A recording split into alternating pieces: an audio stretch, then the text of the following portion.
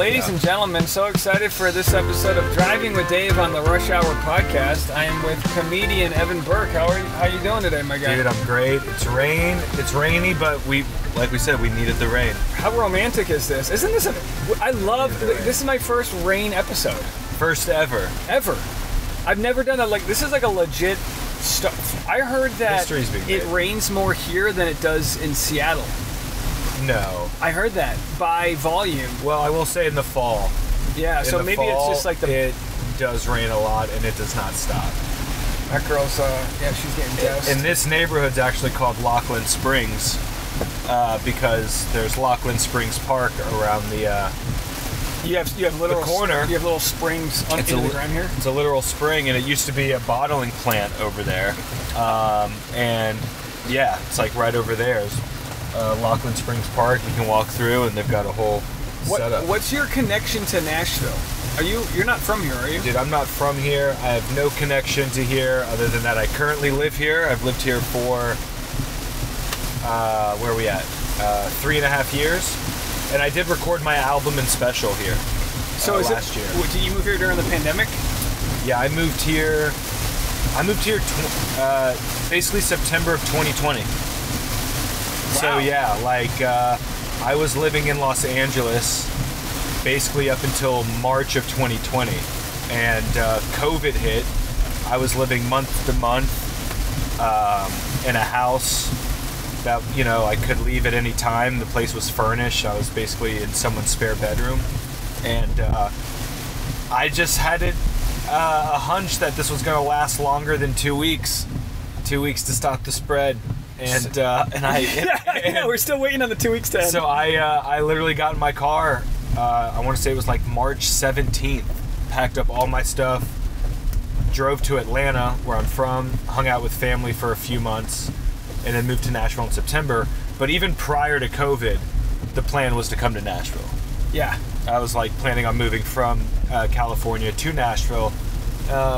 So what was it about the LA? Was it the LA comedy scene you didn't like, or just how competitive it was? Well, I actually liked LA. I was actually enjoying it a lot. I moved out to LA at the end of 2018 for my job at TMZ. Right, you know, I was a news reporter there. So I got out there and I was really enjoying working out there, doing as much comedy as I could. When COVID hit, I just felt like, you know, I didn't know what was on the other side of it, and it felt like a real momentum killer, and it just felt expensive, and I guess I kind of just felt like I can always come back if I want. Yeah, you know, I'm from the East Coast too. I'm from Rhode Island, and California is so far away. Mm-hmm. So it's like, I love California. I was talking to my wife. I was like, what would it take for us to move back? We'd have to be like really rich, because it's just not worth it financially when you can do comedy in other places, and like if you don't have to be there for a job. As much as you love it, it's just like, it's literally the other side of the world, it seems. Yeah, I mean, I guess what I kind of realized was, like, if the world's going to shut down and I don't need to pay rent here, I'm not going to. I'm just going to go home. Then I'm going to reassess. Then when we saw the direction that the world was going in with, like, I mean, my day job was already kind of remote, but it became even more solidified as a remote job. Well, now it comes up where it's like, oh, well, you can live anywhere, kind of still make what you're making. Where do you want to live and what do you want to do? And from a comedy perspective, I enjoy LA. I really enjoyed showcasing in LA. I enjoyed doing like the 5-minute showcase spots. But what I was looking for 4 years ago, and what I'm still kind of looking for, is just the opportunity to do longer sets more consistently, so that I can build, like, you know, my feature set, my headline set. You know, I was thinking of this as opposed to just doing in 5-minute little, you know, spurts kind of thing. And that's exactly what it is. It's hard for several reasons. Like you said, the short sets, but also, like, it's a city of industry, you know, entertainment industry. I don't think the Nashville audience is easy. I just think they're honest. Mm-hmm. And in LA, sometimes you're doing a bit and it might be really good, but there's no one's there. It's in some cases, like, audience-wise, there are other comedians, they're writers, they're actors, and they're looking at your shoes and wondering who your agent is. Right. And Nashville's just like the show we did the other night. We did a couple shows this week. they're just an honest crowd, and like that's the gauge you want if you're trying to kind of see what's working and what's not. Yeah. I mean, I started doing comedy in Charleston, South Carolina, where I went to college. I started at 18. You went to college in Charleston? College of Charleston, South Carolina. That must have been a fun time. Yeah, and I did my first open mic as a freshman at College of Charleston. Dusty Slay was the host of the open mic at the time. This was 2009. Why was he hosting? This was 2009. Okay, so he didn't go to College of Charleston, but he lived in Charleston. And for my non-comedy audience, he's a pretty big. He's probably one of the biggest Nashville names. You know, he just shot a special for Netflix and doing his thing. So he's a couple years older. He's a few years older than me. Yeah, and he moved to Charleston after high school. You know, he's from Alabama, and he started doing comedy. And I moved there for college. You know.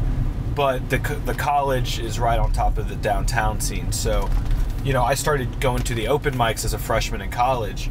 And the thing I liked about Charleston a lot, and Charleston audiences, is that they're there to have a good time. They're there to enjoy themselves. Like, they're there to go out, and there's a nightlife culture, and there's a lot of enthusiasm behind that. And that also kind of extends to the live performance scene. You know, the concerts, you know, there's just an energy where it's like people have been looking forward to this event for a few days and whatnot. Sure. And I really like audiences like that. I feel like that audience exists in Nashville as well.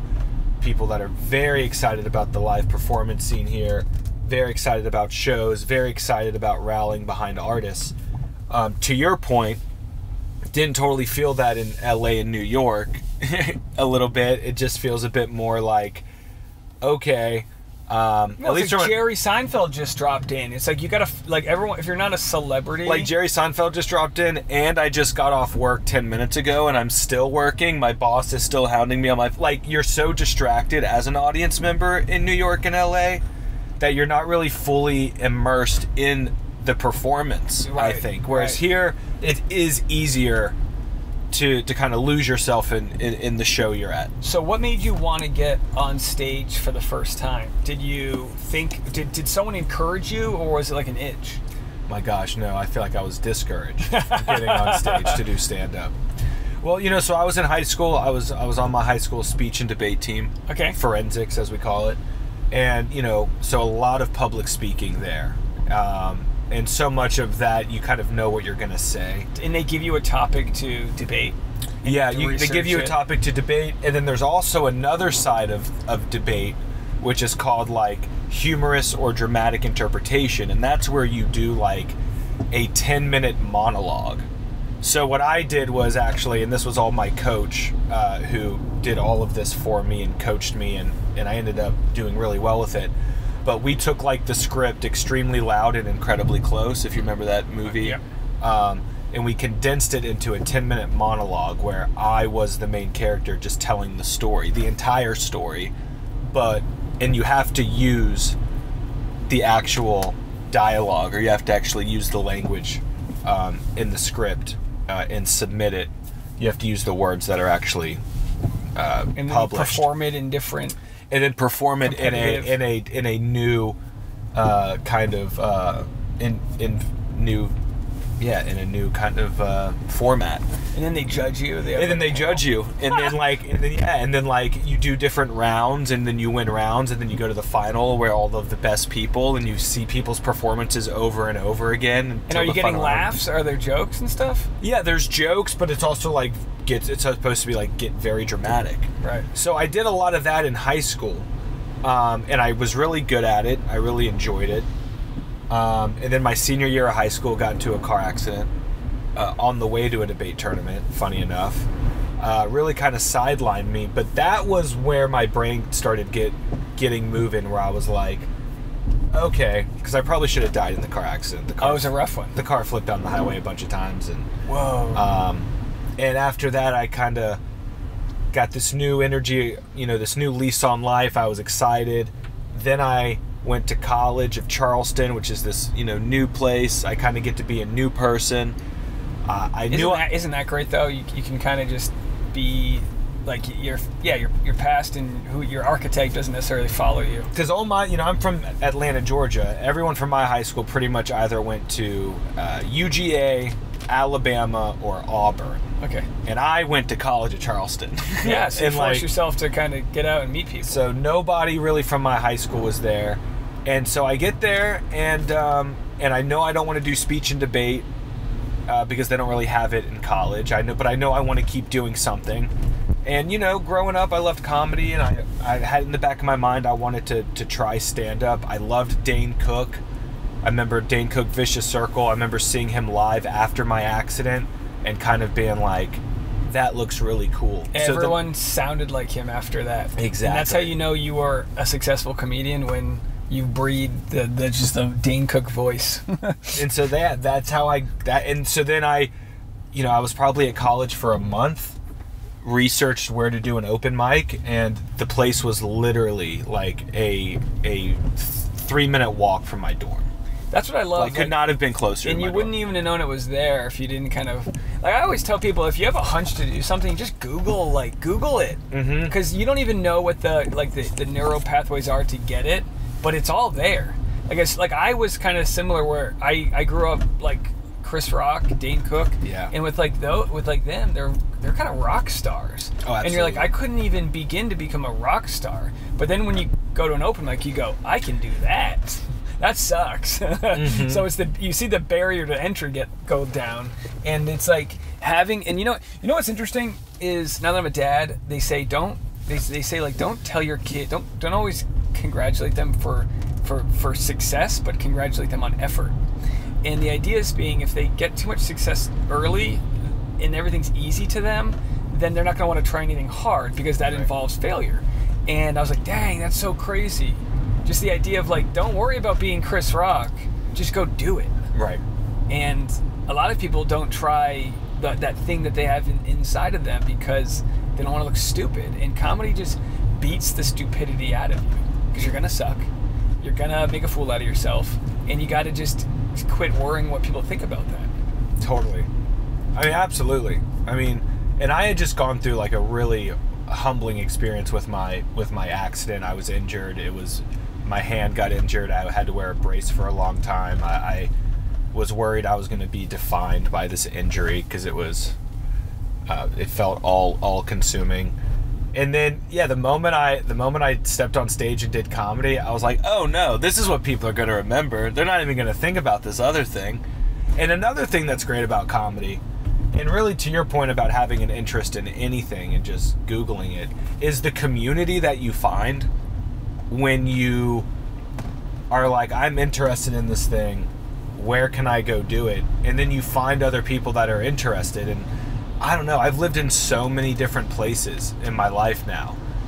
And the one thing that was always amazing was, within 2 weeks, I've got a whole bunch of friends. Yep. Because I'm hanging out. Talk to that guy. Yeah. And because you go hang out at one comedy night, it leads to 2 or 3 comedy nights. Next thing you know half of the comedy scene. Yeah, that's the easiest advice people give others is, you just got to go and hang. And it's very like simple advice, but when you really break down what you're saying is, and it's kind of the same thing for like dating.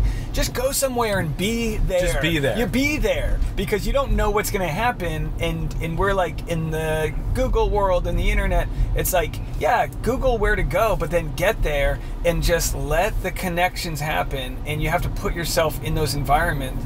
Sometimes you go to a comedy club just to see some friends, and next thing you know, you're on stage. Right. And that happens. And once you're like kind of known in the area as being good, you just get thrown up, because it's like, you're just ready to go and you're prepared and all that. Now, how did the comedy preparation and all that, like, how did that all lead into TMZ? Yeah, so interesting. So I did comedy for 4 years in college. I was very passionate about it. Then I moved to New York right after college. And, I got to New York and I was doing as much comedy as I could, but I ended up finding a day job that was pretty corporate at like a PR firm. And then I was doing, video production there, which kind of took me away from stand-up a little bit, but I never stopped thinking about stand-up. And I was always still producing shows and hosting shows. But the reality is like, I got to New York after doing comedy for 4 years as a college student. And I immediately got there and realized I have no jokes. I have nothing. Like, sure, I had momentum in college. I was cool. I fit this character in the comedy scene where I'm the college student. There weren't a lot of college students. Now I get to New York and I'm like, no one knows about my college town. No one knows. No one cares that I went to college. And as a matter of fact, they resent me for it. And so in that moment, I kind of was like, all right, well, I've got this really cool day job where I'm learning a lot. And it's comedy adjacent because it's like film production. So I'm going to kind of focus on that, and I'm going to do comedy as much as I can. So I did that for about 4 years. And I would still work on material, but then I got to a point where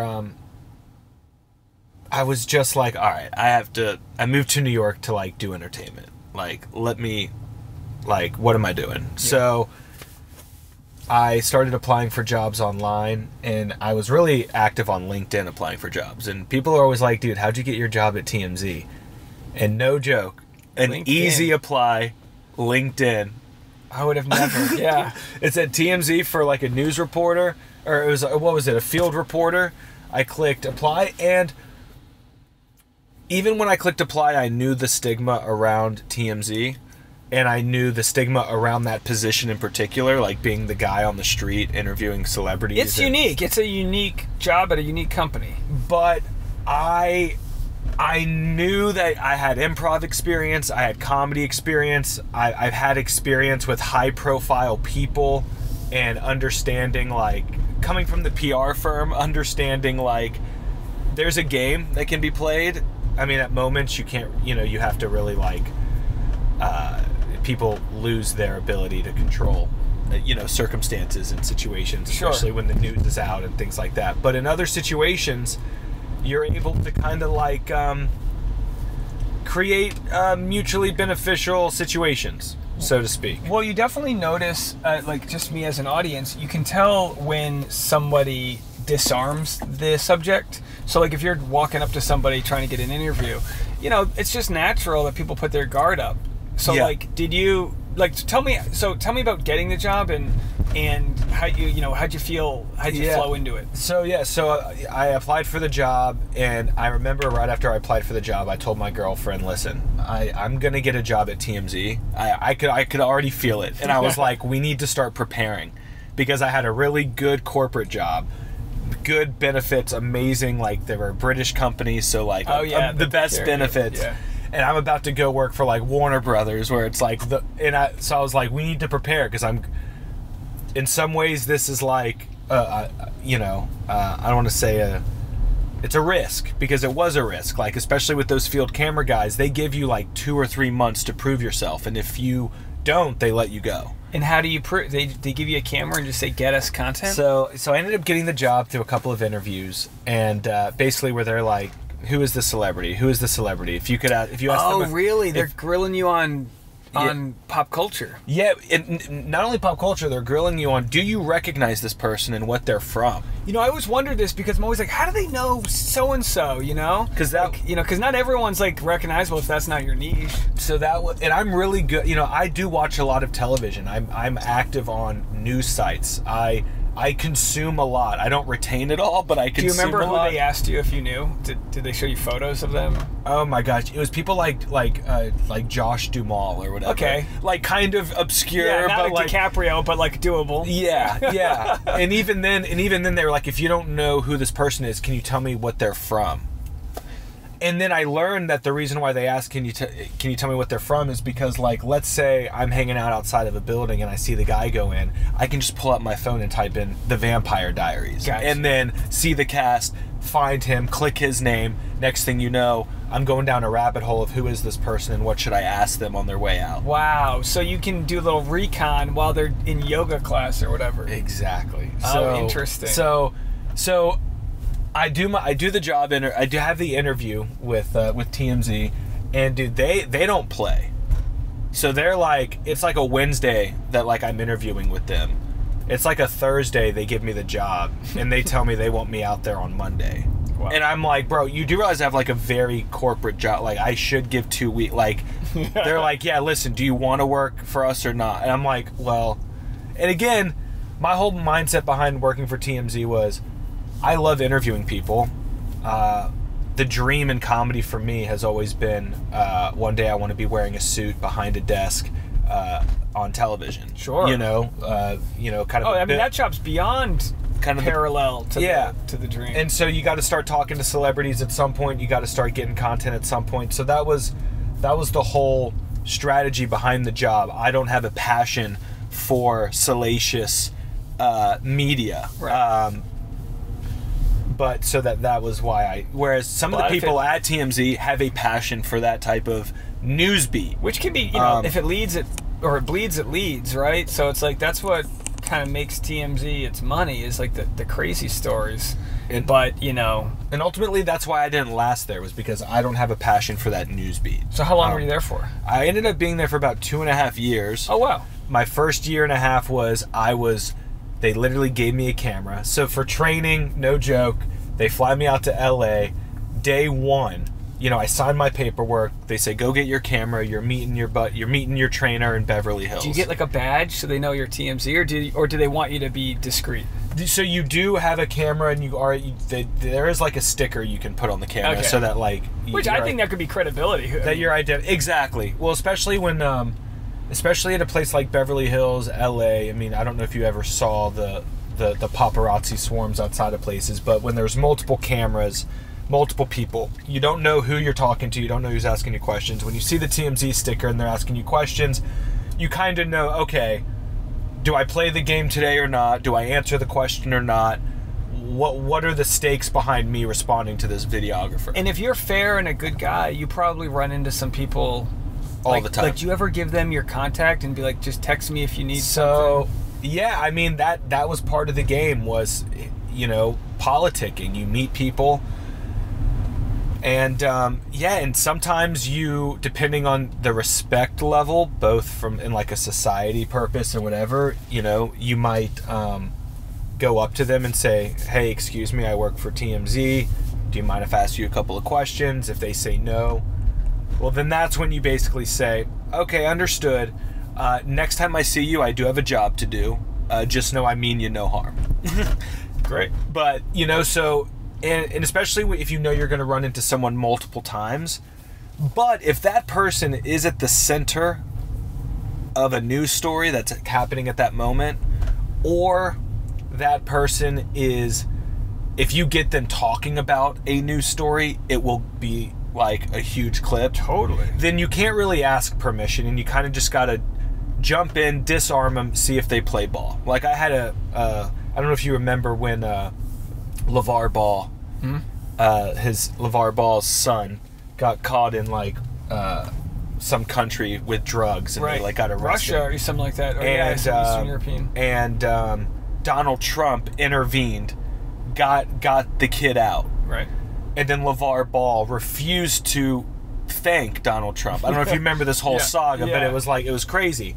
Well, I'm in New York at SiriusXM, and I know that I've got Mark Cuban gonna come out. Now at the time, because you saw him go in, because I saw him go in. Now at the time, again, Mark Cuban is a owner of an NBA basketball team, so relevant point number one to talk about that story. At the time as well, Mark Cuban's being discussed as like maybe running for president. Yeah. So again, relevant point number two. Number three, him and Donald Trump were always sparring with each other. Relevant point, whatever.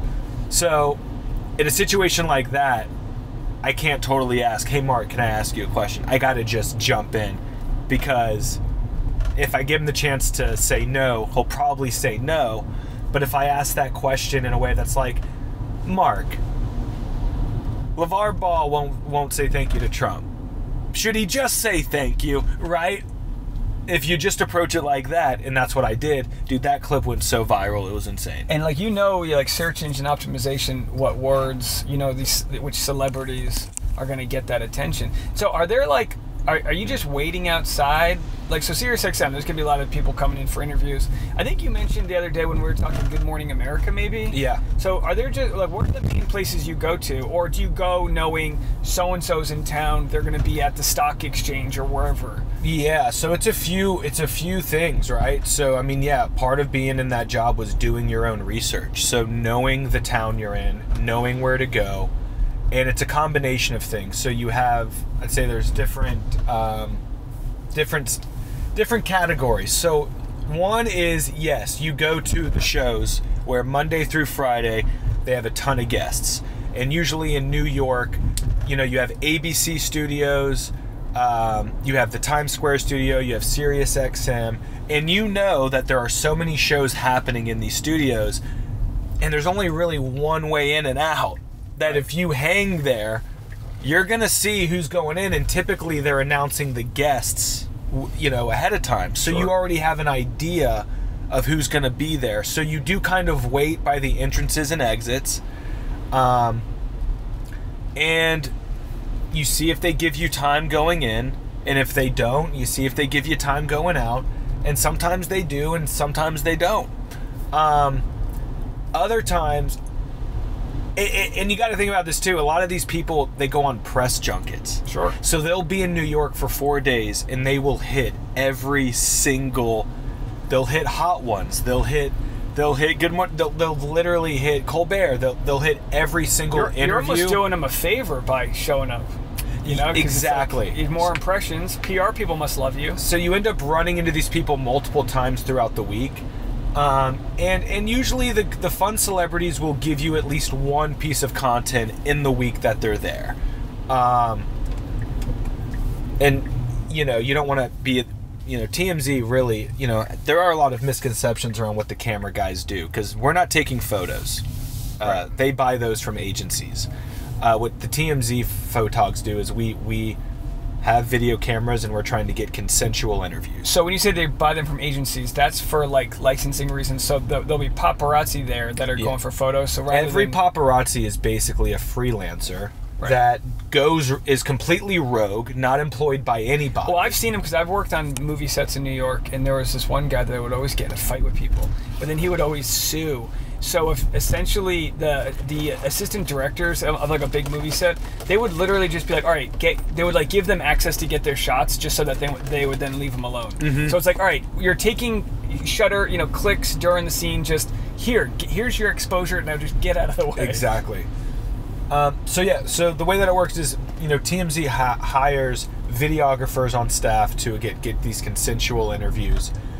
Anything photo related is going to be some freelance paparazzi that takes these photos, does whatever they have to do to get them, and then basically they put them up on a site, and places like TMZ, Daily Mail, whatever, can buy the usage or whatever. So that's the freelance side, and on your side, they're just hoping, like, is there a, like, all right, you got to get 2 interviews a day, like how are they doing quality testing on you to make sure you're getting what they want? Yeah. So sorry, I find it so interesting. Yeah, and I'll answer that question in a second. The other way we would get content is literally by doing this thing that we would call going fishing, where you just walk around hot spots, places where celebrities shop, places where they eat, and you just hang out. And if you see a black car outside of that place, you hang out. I love it. Also in New York, the hotels. There are maybe 5 to 8 hotels that really like boutique hotels that celebrities stay at. Sure.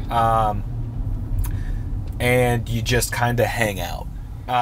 Sometimes you have a door guy that's willing to tell you who's there, exchange for a little bit of money, whatever. But for the most part, you know, you are kind of just doing your own recon. In airports, and you're also relying heavily on.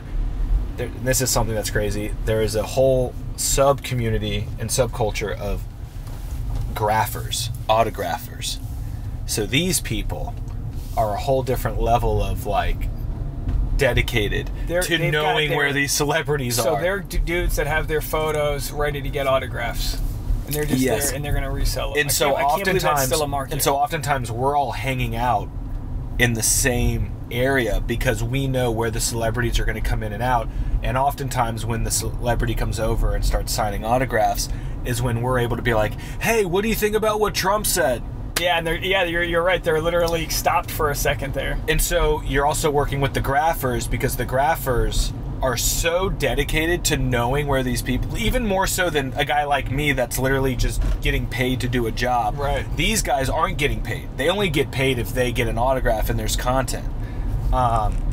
So that's another way, and that was another way of kind of figuring stuff out. Rules like, hey, if they're with their kids, to back off? Were there rules like that, or just get whatever? Yeah, I mean, totally. It was one of those things that's like, assess the situation, have some respect, and I will say, like, the way that I did the job was I probably wasn't aggressive enough. Which, if you look at all my content, you'd be like, nah, dude, you were pretty aggressive. You got a lot of interviews with a lot of people. And I did, because I worked my ass off. But I again, like, being a comedian, having friends that are famous, it's like, I'm not trying to... I understand that, like, nobody wants bad press for no reason. Right. And we don't need to create that right now for no reason. So, and I was there at a different time where I do feel like the brand was shifting a little bit to being a bit more like, listen, we'll cover the bad news if it's in a court doc and all this stuff. Yeah, we're not actively... And I do feel like the content shifted back in recent years, but it's kind of the same way with what I do with just covering my niche with pop culture. You don't want to be the one to break a story because it comes with a lot of heaviness, and it's like, if someone wants to share something and put their name on it, I'll discuss it. But like, you can't even imagine the type of stuff that's like, all right, that would ruin someone's relationship. Let's wait till the divorce papers come out. And that is ultimately what was hard for me about the TMZ job. Like, I liked to, so I did that job being in the field, getting video content, interviewing celebrities, and I really enjoyed that. But then they moved me out to LA, where my job was to, like, my stories are no longer video interviews that I conduct, but now I have to actually put up stories on the website, following up on tips, creating relationships. And my favorite beat was to, like, hit up Make-A-Wish and be like, hey, any celebrities, like, done anything super cool? Oh, nice. And you got videos and stuff, like, can we do, like, a feel-good story? Where I had a hard time was, like, TMZ wants to break news. For the most part, they only want to post exclusive stories that they are, they're breaking this news to the world. And when you're in the middle of that, there are so many parties involved, each with their own different motive and their own different the stakes involved. And I mean, I would get texts and calls in the middle of the night from people where, like, they knew the story was publishing the next day, and they're like, this is going to ruin... Oh, no. This is going to ruin something. But at that point, like, we already had the court docs. We already had police reports. And at that point, the story's no longer yours. And those are publicists or managers trying to reach out to you, or even the celebrity trying to reach out to you to do, like, a last minute. Like, were there ever any... Well, sometimes it's sources. Sometimes a source would literally call you and give you a story and be like, yeah, go check this town's police report. Call. They got a police report. They have to. And then you call the police, you get the police report. So now you have actually what happened in a documented form. Right. But then the next day, your source will be like, I should have never called y'all. Yeah. I was mad. I was mad at that person. Now, and you're like, well, but now we have and the only story. People that would be like people that are getting divorced would know that, because we've covered. I can't tell you how many TMZ or Page 6 stories that I've covered. Actually, TMZ is one of my primary, like, websites that I comment on, because they already curate the best, most talked about stories. Mm-hmm. So, like, they're always on top of it. I mean, they really are. They really built, what was, Us Weekly and polite little gossip magazines. They really jumped into that hands-on video, which, obviously at the time when they exploded from what they were just a website, right? Mm-hmm. To then all of a sudden getting boots on the ground. It's like, I mean, it all kind of took off right with YouTube and everything else. Mm-hmm. Becoming so relevant. So what was so you get out of TMZ? Mm-hmm. Can you attribute any of that job to stand up as far as, like, skills learned? Ooh, great question. It's for sure adjacent to it, even if it's just crowd work. Yeah, I mean, yeah, and I was on the air, you know, I was a news reporter, I was a correspondent, so I got a lot of like TV time and stuff, and I got to be in like a live, you know, like a live studio while they'd be shooting. And so you learned how to just like be on. Yeah, just learn how to be on, and kind of just learn how to I mean, as it relates to stand-up, I think that it, you know, the thing that TMZ taught me was, man, people hear my voice. The people that I got to talk to me at TMZ, when I look at my video list of, like, Mark Cuban, Whoopi Goldberg, President Bill Clinton, Steven Tyler, Kevin Hart. Got a president. Yeah, I mean, like... Wow. Now, what are you thinking when you're getting that? Are you like, am I recording? Are you just like freaking out? I'm thinking, I cannot believe that this person is talking to me. And what I'm thinking really is... Because, you know, you try and think in your head, how am I going to ask this question to get this, to disarm this person, to get them to speak on this thing that if... You know, they know that, like, this clip will make a news story, but they need to be okay with what they say being a news story within the context. Yeah, I mean, especially in a situation where, like, you're on the street and it's kind of a crapshoot whether or not they're going to respond. In that moment, you're just kind of like, wow, that person heard my voice. Yeah.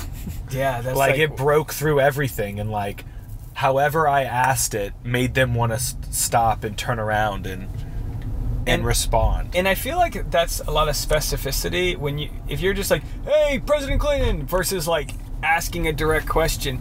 Or sometimes, you know, when I interview people, sometimes I'm like, all right, I know what question everyone else wants to ask, but what can I Google about one of my guests beforehand that's like, oh, they played Little League, and, you know, what's like something exciting that they want to talk about, because then they'll open up. Right. Then it's on their terms, and it's a good exchange. It's not like lecherous where you're just taking some drama from someone, and then you can almost ask anything after you've kind of broken open, right? Yeah, but it is intimidating, because you think most entertainment reporters and journalists are probably establishing some sort of relationship with their subject before just diving in on something so crazy. Mm-hmm. Like, you know, I'm running into Bill Clinton on the street, and I'm just yelling, Bill, what do you think about one of Trump's aides saying John McCain's opinion doesn't matter because he's dying? Like, that's a wild thing to ask someone that you've never actually met, and he's actually like the leader of the free world, or was. So part of it too is being okay, like, literally just jumping out, and you... There's a piece of you that almost has to disassociate. Yeah. Because I normally wouldn't do that. But you're like, I got bills to pay. But I got bills to pay, and someone is going to be in this role doing this job. If it's got to be somebody, I'm going to make it like as you know, non-invasive or as I possibly can. Yeah, you know, I ran into someone, I saw someone on the street the other day that's in my niche that I cover, and they're like, they'd be a good connection to have, you know, influencer, 1 million followers, and I was like, man, if I don't go up and say hi to this lady right now, I'm gonna be so mad all day long that I didn't do it. And so it was almost like I was hitting on somebody, because I was like, oh, just go do it. Mm-hmm. But also I had the baby on me, and the baby Bjorn, because I was like out with the family, and I was like, oh, there's nothing more harmless than a man with a baby strapped to him. Right. So like, next thing you know, I'm with the baby talking to this lady and her kids, and I'm like, oh, this is so funny. But it's like, yeah, you have to know, all right, I got to get this. This is like, just go do it. You know, there's a livelihood attached to that. Yeah, and TMZ, I don't know, I will say, when I was working for TMZ, I did adopt this mentality. Like James Bond had a license to kill, I had a license to talk to anybody. Yeah. Like, if I went up to a celebrity, even if they didn't want to talk to me, I at least had a license to introduce myself. Hey, I work for TMZ. My job is to, like, interview celebrities that I see in the wild. Are you open to it? And, I mean, I have a license to talk to you. Like, that is the job. You don't have to agree with what the business does. You don't have to agree with what the outlet does. But and that is what I picked up on. Celebrities at least understood, even if they didn't want to talk to me, even if they had like a bad association with the brand, they would still be like, appreciate it, but not today. Yeah. And I'm like, they weren't like utility that you have a service. And if when their star dims, as everyone's does, and if they're going to be launching a podcast, they're going to want someone to be picking up on that press. So there's like, I could see both sides of it, but it does seem like a very symbiotic relationship. Now, how often or ever do you get a phone call like, hey, make this organic? Oh, make this organic? Or like, hey, just so-and-so's going to be there. They want to talk about this. I just think of like, like Shannon Doherty. I just think of people that could use the press. So I will say, like, there is some, there is some collaboration between publicists and like them, but for the most part, like, they don't like to do that. It's not like the people that want it the people that want you. So if a person's like, listen, you've been talking about me, I'll be here to clear the air, then we're like, perfect, like, let's talk to you, this is part of a story. But if someone's like, I have a new beauty line coming out, can you meet me here so I can talk about the beauty line? Like, that's not gonna... We're like, you know, we don't really... I will say, like, as a you know, a producer and somebody's trying to get content, we would go and shoot just about everything we possibly could. That didn't mean it would get used. Yeah, well, you know, it's the same stuff that I cover, where it's like, all right, you have a new podcast you need to pitch. We need to hear about your ex-boyfriend, because that you haven't talked about yet. It's like, sorry, you need to know, like, there's a... Yeah, it's like, are you talking about your ex-boyfriend on the podcast? Because we'll use that clip. Yeah, because there's a bachelorette charity, and she's got a new podcast coming out. There's no reason for press at all, but they asked her about, are you planning your wedding? And they're like, well, we're on pause from planning because, boom, done. We're on pause. Like, they could, like, you can see the edit in real time. Like, got the title. Yeah. And I'm the same way when I'm reacting to something. I'm like, they said that. Quote it, throw it up, let's cover it. Mm-hmm. So, like, yeah, you have to kind of give some of that bait to get your things in there. So it's just a funny world, but that's so cool that when I found out you worked there, I was like, oh, what a great thing to talk about. I mean, it was a great experience. I mean, I still get phone calls sometimes at like 2 in the morning from someone that's like in jail that knows the story's going to end up on TMZ. Somehow my number is getting to them because someone had my number from years ago.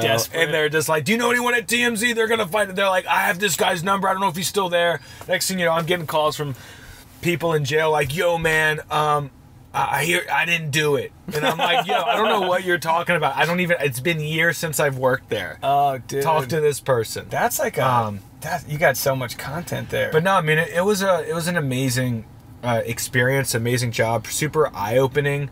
And I will say the biggest takeaway, though, that I got from TMZ was just seeing the way Hollywood works, seeing kind of the way that it is, and like, I will say, instead of like leaning into a lot of that and trying to continue to stay out there and do certain things, like, I became more inclined to like invest in my own pursuit, my own comedy, like what I'm trying to do as an artist. Well, because it's one thing, it's hard to cover artists and be an artist, because in order to, you know, you gotta, there's a lot of talking about people, which is I totally get it. Like, yes, there's an art to it. Charlemagne the God has made an art out of talking about people. You know what I mean? Yeah, but you never want to be a film critic, because it's always like, what I do, I like commenting on shit online. I'm like, I just want to go up on stage and perform. So it's like, how quickly can I turn this into that? But you gotta take the gigs that keep you fuels for comedy. Like, before we wrap here, what's next for you? Like, what's the big next 2 to 5 years? Yeah, so, you know, I put out, you know, after leaving TMZ, moved to Nashville, put out my first album and special last year, and it debuted #1 on iTunes, and awesome. The special's gotten close to 100,000 views on YouTube, which has been great. And I had been working on that material for close to 12 to 15 years. You know, that was the material that like I started working on in college, then kind of was still thinking about while in New York. Then I moved out to LA, was really doing it, but I finally wanted to kind of like put some of that to rest. And that's been an amazing experience to be kind of free from that. So now the next 2 to 5 years, I'm rebuilding a set. You know, I feel like I'm already at about 20 minutes of new material that I feel really, really excited about. Isn't that the best feeling, to have some new shit to say on stage? Mm-hmm. So I'm really trying to work towards a brand new hour of material in stand-up. And I just love performing stand-up. I love performing live. it's just I love coming up with jokes. It seems so much more sustainable. I always tell my wife this, like, we got a good thing online, but I'm always like, just so you know, when it's all said and done, comedy's gonna pay the bills, because it's gonna last. It's gonna ride through whatever tech comes out, whatever people. I have more faith in that not changing than anything else. AI is wiping out jobs, and yeah, sure, you can write an AI comedy album, but like I truly believe that like for those of us that do stand up, like that's the long investment. You know, because in the end, even if you're only selling 90 tickets at a time, it's like you're a one-man band. You're low overhead. And there's just meaning and purpose behind getting people together in a room. Everybody is just like communicating like that good old-fashioned human way. Did you say you have a girlfriend? I do, yeah. Does she perform, or is she? No, so she you know, but she is a writer and she's an editor, and Okay. she programs events, like major events. So she's like entertainment adjacent. Like she's constantly like on the production side of putting on major nice events that are entertaining people. You know, because it's interesting. You can't really explain what it's like to come off stage after a good set, and like as happy as you are, it's like your girl. Like, you know, I'll come home and I'll be like, yeah, and she's like, you know, we're going to bed. Yeah. It's like funny because it's like it's such a personal thing that you can like harness. And for me, like even after the show we had the other night, I had a bunch of new things I tried for the first time. I woke up just feeling so refreshed because it was like, oh yeah, the new stuff's good. Yeah. And then that creative energy is inspiring, and it's really all momentum. Either you're building it or it's, you know, falling flat, and it's just about like harnessing this fire. Yeah. You don't have to make it all like exaggerate what it is, but it's like you're pulling shit out of nothing. So you're like, it's so hard to know. It's like, at least if you're writing hooks for a song, you're like, yeah, that's fucking great. But instead I'm like, I'm trying to like talk to myself. I'm like walking the baby in the morning. I'm like talking. I'm trying to like say something a certain way. It's like, is that funny that way? And you're like, nothing makes sense until you try in front of an audience. And it's just, there's nothing like it. So yeah, I mean, I just want to keep getting better at stand-up in this new era that I'm in. And then what I'd also love to do is just, I want to make more like films, short films. I want to, you know, that would be, or be involved in the production of these things, because I do think that's kind of the evolution of being a comedic performer. Is like you find your voice, you have your the live component, but then you're always trying to figure out ways, okay, how can I keep making people laugh, but on like a make it bit like, how can we scale the distribution of these laughs? And then you I get think collaborating with people, and you know, there's nothing better than being involved in like a great film project, I think. Yeah. Especially when it's all said and done, and like, well, because you know what it is, it takes away that loneliness of stand-up. Even when you do well with stand-up, it's like, that's you did it, you're done. But when it's kind of like summer camp when you're shooting a project and everyone's part of the cohesive unit that makes something funny. Sometimes you get the laugh, but sometimes you give someone the line that gets them the laugh, and it's all great. right. Yeah. Well, dude, thanks so much for joining me today. I'll post a link to your stuff, and I really appreciate you taking the time on Driving with Dave. Thank you.